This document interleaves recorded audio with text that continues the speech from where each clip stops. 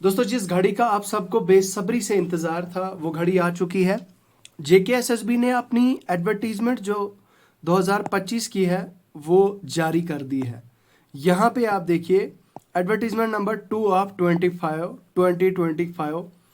तो ये आज की डेट में जेकेएसएसबी ने जारी कर दी है। देखिए, बहुत सारे कैंडिडेट्स की क्वेरीज आ रही थी कि भाई कब तक पोस्टें एडवर्टाइज हो जाएंगी, कब तक ये नई पोस्टें आएंगी। स्पेशली अगर मैं बात करूं तो जूनियर इंजीनियर्स की जेईज की पोस्टें काफ़ी टाइम से पेंडिंग थी। और ये मैं बात कर रहा हूँ स्पेशली जेई इलेक्ट्रिकल की। देखिए यहाँ पे जूनियर इंजीनियर, यहाँ पे देखिए advertisement for the post of junior engineers from various corporation of power development department. तो भाई पीडीडी में जो जेई की वैकेंसीज काफ़ी टाइम से मतलब एडवर्टाइज नहीं हुई थी। मुझे ऐसा लग रहा है कि 2018 या 19 के बाद से अभी तक कोई भी ऐसी एडवर्टीजमेंट नहीं आई। अगर मैं पीडब्ल्यूडी की बात करूं, पीडब्ल्यूडी या जल शक्ति की बात करूं, पीडब्ल्यूडी आरएंडबी या जल शक्ति की बात करूं, तो भाई जल शक्ति में इन डिपार्टमेंट्स में 2020 2019 से लेकर अभी तक 2025 के बीच में मुझे लगता है 2500 से ज़्यादा 2500 प्लस जो है वो जूनियर इंजीनियर्स की वैकेंसीज को फिल किया गया है। अप्रोक्सीमेटली मैं अप्रॉक्स नंबर बता रहा हूँ। लेकिन वहीं पे अगर हम बात करें तो हमारे जो जूनियर इंजीनियर्स जेई एस्पिरेंट्स थे, जूनियर इंजीनियर इलेक्ट्रिकल जो एस्पिरेंट्स थे हमारे, वो लगातार ये डिमांड कर रहे थे कि भाई हमारे यहाँ पे भी जो है वो एडवर्टीजमेंट लाई जाए, रिक्रूटमेंट लाई जाए। तो फाइनली आप देखिए, सबसे पहले हम एक एक करके सारी डिटेल्स मतलब बात करते हैं। सबसे पहला है जे&के पावर ट्रांसमिशन कॉर्पोरेशन लिमिटेड। ठीक है, अब ये देखिए इसमें टोटल नंबर ऑफ पोस्ट जो है वो 92 रेफर कर दी गई है जेकेएसएसबी को। Jammu power distribution corporated limited. देखिए ये पावर डिस्ट्रीब्यूशन है जो जम्मू में है, हमारी जम्मू डिवीजन की। तो जम्मू डिवीजन की पावर डिस्ट्रीब्यूशन कॉर्पोरेशन लिमिटेड से जो है वो आपकी टोटल 60 पोस्ट को रेफर कर दिया गया है। उसके बाद power Kashmir power distribution corporation limited, इसमें आपकी 129 ऐसी वैकेंसीज को रेफर किया गया है। ठीक है, उसके बाद जे&के power corporation limited, Jammu and Kashmir power corporation limited में 11 ऐसी वैकेंसीज हैं जिनको रेफर कर दिया गया है। तो भाई साहब ये टोटल नंबर बन जाता है आपकी वैकेंसीज का। यहाँ पे देखिए 292 टोटल वैकेंसीज हैं आपकी। देखिए ऑनलाइन एप्लीकेशन फॉर्म्स आपके 8 मार्च से स्टार्ट हो जाएंगे। आज के बाद ठीक 10 दिन के बाद ये आपके ऑनलाइन एप्लीकेशन फॉर्म्स स्टार्ट हो जाएंगे। जो आपका लास्ट डेट होगी एप्लीकेशन फॉर्म्स की वो होगी 7 अप्रैल 2025। अब देखिए एलिजिबिलिटी कौन सी ऐसी कौन इसके लिए एलिजिबल होगा, कौन नहीं होगा, वो भी हम इस पे बात करेंगे। यहाँ पे देखिए appointment of the candidates. Age limit अगर हम बात करें तो एज लिमिट आपका ओपन मेरिट का 40 है, एससी का 43 है, एसटी 1 43, एसटी 2 और आरबीए बाकी सारी कैटेगरीज का जो है वो 43 करके है। ठीक है, और सबसे जो गवर्नमेंट सर्विस जो है वो उनको एज रिलैक्सेशन नहीं है, उनकी एज जो है वो कॉन्ट्रेक्चुअल एम्प्लॉयमेंट है, चाहे वो गवर्नमेंट सर्विस में है जो भी है, तो 40 जो है वो उनकी वैकेंसीज है। एक्स सर्विस मैन की जो वैकेंसीज है वो 48 है। ठीक है, अब हम नीचे चलते हैं। आपकी एप्लीकेशन फॉर्म्स की फीस जो है वो 600 रहने वाली है। आप देखिए कभी कभार क्या होता है कि अगर आपकी कोई कैटेगरी है तो आपका आरबीए है, एससी है, एसटी है, तो आपकी सिर्फ 500 है। लेकिन बेसिकली मतलब बहुत बार क्या होता है कि आप जब साइबर कैफे वाले के पास जाते हैं तो साइबर कैफे वाला क्या करता है कि आपको 500 की जगह सीधा 1000 रुपये चार्ज कर लेता है। लेकिन आप उसे ये नहीं पूछते कि भाई साहब ये 1000 रुपये आपने किस चीज़ का चार्ज किया। ये चीज़ आपको पता होनी चाहिए। ओपन मेरिट वालों के लिए 600 फीस है और कैटेगरी वालों के लिए 500 फीस है। ठीक है, तो ये यहाँ पे वैकेंसीज इस तरह से फीस का है। उसके बाद आपका जो सिलेबस है, सिलेबस जो है वो जेकेएसएसबी ने कहा है कि वो ऑफिशियल वेबसाइट पे अलग से जो है वो आपको नोटिफाई कर दिया जाएगा। ठीक है, उसके बाद अगर हम बात करें तो ये हैं आपकी आधार कार्ड वगैरह, ये सारी डिटेल्स हैं आपकी बाकी डिटेल्स। तो उसके बाद कुछ और इन्फॉर्मेशन अगर है तो वो हम आपके साथ और खंगालने की कोशिश करेंगे, वो शेयर करने की कोशिश करेंगे। ठीक है,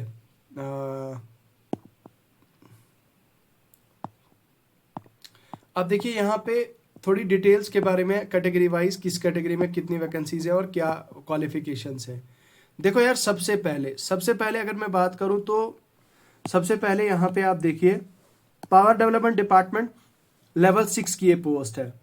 35,400, 35,400 की ये मतलब बेसिक पे रहने वाली है। तो भाई अगर हम इन हैंड बात करें तो इन हैंड आपको अप्रोक्सीमेटली सारे अलाउंसेस मिला के 65,000 के आसपास आपको जो है वो सैलरी मिल जाएगी इसमें। ठीक है, 65,000 के आसपास आपकी सैलरी जो है वो इसमें रहने वाली है, जो कि अपने आप में एक बहुत ही बड़ा और ह्यूज नंबर है, लाइक बहुत बहुत अच्छी गुड सैलरी है। ठीक है, देखिए टोटल वैकेंसीज आपकी इसमें यूटी काडर में आपकी 92 वैकेंसीज हैं। यूटी काडर में ओपन मेरिट की 37, एससी की 8, 9 ST1, ST2 की आपकी 9 और ओबीसी की 8, और इसी तरह से जो दोस्तों आप देखिए आरबीए की 9 और ईडब्ल्यूएस की 9। तो ये सारी वैकेंसीज का नंबर हो जाता है यहाँ पे टोटल जो है वो आपकी कैटेगरी वाइज आपकी हो जाती है यूटी काडर में 92 वैकेंसीज। ठीक है, उसके बाद अगर हम बात करें दोस्तों, तो जूनियर इंजीनियर जो डिवीजन जम्मू है, देखिए जम्मू डिवीजन में आपकी 60 वैकेंसीज हैं। कितनी वैकेंसीज हैं? 60 वैकेंसीज हैं, जिसमें आपकी ओपन मेरिट में 24 वैकेंसीज हैं। ठीक है, ओपन मेरिट में 24 वैकेंसीज हैं, और एससी में आपकी 4 वैकेंसीज हैं, ST1 में 6 वैकेंसीज हैं, ST2 में 6 वैकेंसीज हैं, ओबीसी में इस तरह से, आरबीए ईडब्ल्यूएस में सारी ये 6 करके टोटल आपकी 60 वैकेंसीज हैं जम्मू डिवीजन में। डिवीजन कश्मीर में आपकी 129 वैकेंसीज हैं, यहाँ पे आप देखिए इस तरह से, और डिवीजन जम्मू में इस तरह से जो है वो यहाँ पे टोटल वैकेंसीज है। अब यहाँ पे सबसे बड़ा सवाल ये कि बहुत सारे कैंडिडेट्स के मन में ये कंफ्यूजन और ये सवाल रहता है कि भाई अगर डिवीजन जम्मू वालों के साथ ऐसा नाइंसाफी क्यों, यहाँ पे सिर्फ 60 वैकेंसीज क्यों और कश्मीर वालों को 129 क्यों, वाई? भाई देखा जाए तो आप लोगों का जो डाउट आपका जेन्युइन है। ठीक है, आपका डाउट जो है वो जेन्युइन है दोस्तों, लेकिन यहाँ पे मैं आपको बता दूं कि ये जो वैकेंसीज है ये रेफर कर दी जाती हैं डिपार्टमेंट्स के द्वारा। लाइक ये सारा डिपेंड करता है कि वैकेंसीज कितनी अवेलेबल है। ये ऐसा नहीं होता है कि मतलब ये जो यूटी गवर्नमेंट है, हमारी यूटी गवर्नमेंट ने डिसाइड कर लिया कि भाई इसको इतनी वैकेंसीज और इसको इतनी वैकेंसीज, ऐसा बिल्कुल भी नहीं होता। असल में डिपार्टमेंट्स क्या काम करते हैं, देखिए सबसे पहले जीएडी की तरफ से नोटिस जाती हैं डिपार्टमेंट्स को। ठीक है, let me raise this first. Departments को जीएडी की तरफ से नोटिस जाती है कि भाई साहब आपके पास जो अवेलेबल वैकेंसीज हैं, उन अवेलेबल वैकेंसीज का आप हमें जो है इंडेंट दें। लाइक आप हमें बताइए आपके पास कौन सी कैटेगरी की क्या पोस्ट है, तो आप हमें बताइए कौन सी कैटेगरी की क्या पोस्ट है, तो उसी के अकॉर्डिंग हम फिल करने की कोशिश करेंगे यहाँ पे।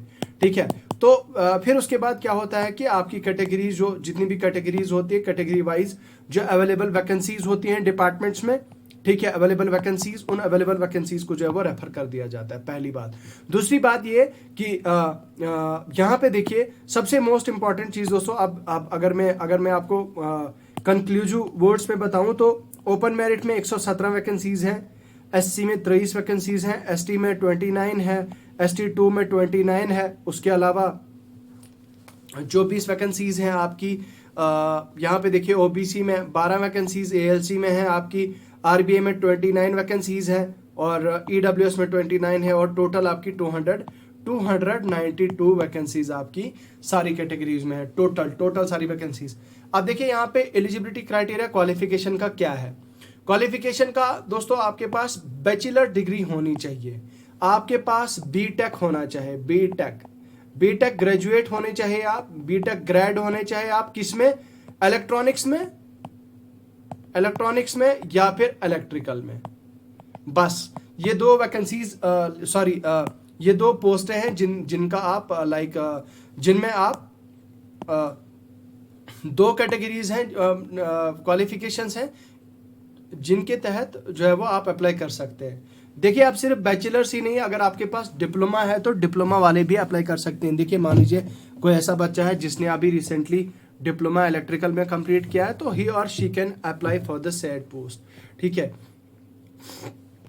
तो आप इसके लिए अप्लाई कर सकते हैं। बस आपके पास बैचलर डिग्री होनी चाहिए या फिर आपके पास डिप्लोमा होना चाहिए। अगर आप डिप्लोमा पास हैं, लेकिन कंडीशन यह है कि आप पास होने चाहिए, चाहे आपका बीटेक है, चाहे आपका बीटेक है, चाहे आपका लाइक डिप्लोमा है, ठीक है, डिप्लोमा है।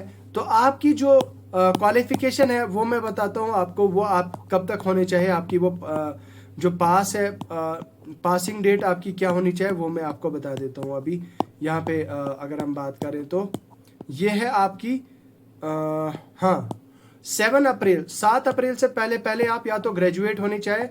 7 अप्रैल 2025 से पहले पहले आप या तो ग्रेजुएट होने चाहिए, या फिर अगर आप डिप्लोमा कर रहे हैं तो आपका अभी एग्जाम हो गया है तो उससे पहले अगर आपका एग्जाम आ गया तो आप एलिजिबल होंगे, अदरवाइज नहीं होंगे। अब बहुत सारे लोगों का डाउट ये भी आता है कि सर मुझे बैकलॉग है, ठीक है, मुझे बैकलॉग है, मुझे सप्लीज आई है, तो मुझे क्या मैं इसके लिए एलिजिबल होऊंगा या नहीं? तो भाई इसका सब जवाब है नहीं, आप एलिजिबल नहीं है।